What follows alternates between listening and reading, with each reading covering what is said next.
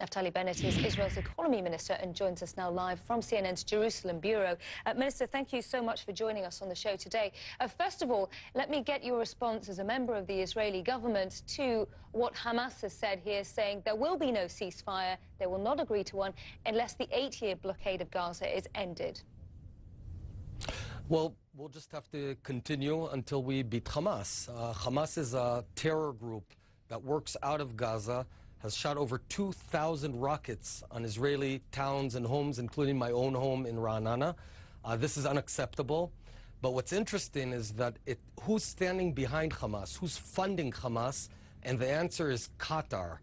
Qatar is a mass funder of terror and death all around the world, including $250 million to Khalid Mashal that has his headquarters in Qatar. And I think we have to stop this. I call on FIFA to cancel the World Cup in Qatar. It does not make sense. FIFA's slogan is fair game. Well, we have to stop playing to the game of terrorists, and we have to cancel the Qatar World Cup. Just for the sake of balance here, we should point out that Qatar has denied the claims that you've made, Minister Bennett. You say that we have to, quote unquote, and I'm using your words here, beat Hamas, but at what cost here?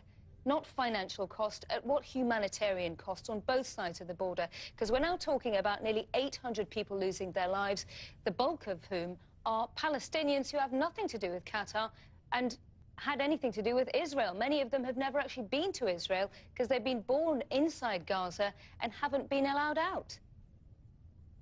I think maybe you're missing something. We pulled out of Gaza Strip 9 years ago. There's not one Jew in Gaza Strip. We pulled out back to the 67 lines, and then thereafter, Hamas started shooting missiles on my family, on millions of Israelis. It's been now almost 3 weeks that 5 million Israelis have been in shelters. Imagine in America if 200 million Americans were in shelters and 2,000 rockets were falling on New York, Chicago, Miami, and San Francisco. There's no proportionality to that. With terror, you have to fight, you have to win. This is a global war on radical Islamic terror that its source is Qatar. They're the funders. Khalid Mashal is residing in Qatar. I don't think anyone can claim otherwise. When you say we have to win, and I go back to the issue of these being 70% civilians, large number of them women and children, as I said, many children under the age of 10, who have been born inside Gaza, which is one of the most intensely populated places on earth. There is nowhere for these children to run and hide when the airstrikes come. Is that a cost Quite the contrary that you feel comfortable with? Quite the contrary. We are very sorry about any death of civilians that Hamas is causing, because Hamas places its citizens, its women and children, in a cynical and very cowardly way around the missile launchers. We've found 20 missiles in one school, dozens of missiles in another school, in hospitals, in homes. This is a cynical way where Hamas is sending the women and children to hide those missile launchers. They shoot at us, and then when they die, it's effectively Hamas's responsibility. I call on Hamas to stop that. This whole thing can go away if Hamas decides to disarm and stop shooting missiles on Israel. Now, there's obviously a huge cost to Israel as well. We're not just talking about the humanitarian costs in Gaza and also Israel with the loss of lives. It is actually affecting your economy, and that is your brief, Mr. Naftali Bennett.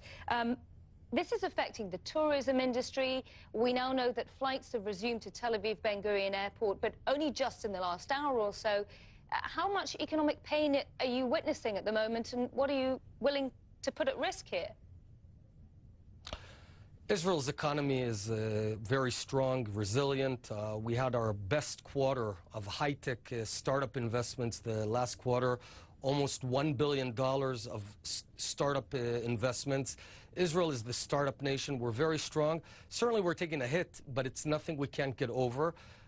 We're fighting for our lives here. We're surrounded by 300 million radical Muslims, or not all of them are radical, but Muslims. It's tough. We're in a very tough area.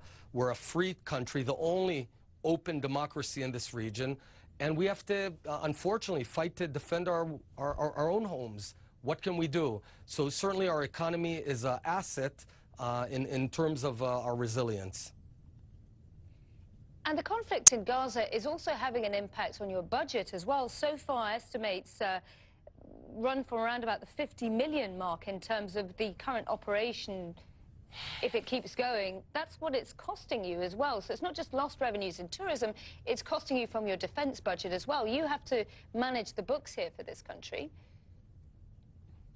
That's right, but you know, when you're talking about our own lives, I've got 4 children. I'm talking about their lives. We've had many rockets shot at my hometown of Ra'anana. There's no price tag to that.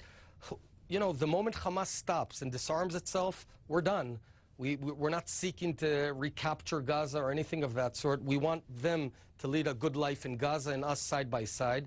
We expect all the billions of dollars that have been invested in Gaza to go to building a prosperous economy there and not a fortress of terror. But they decided to spend all that money in terror tunnels that go into Israel, into thousands of missile launchers, into tens of thousands of missiles and rockets. It's their very poor decision. And I think the world should back this effort to fight terror. I think everyone recognizes that this was an unprovoked attack and put it to an end. But if the world doesn't do it, we'll need to do the job. Naftali Bennett, the Israeli economy minister, thank you so much for joining us here on the Business View today.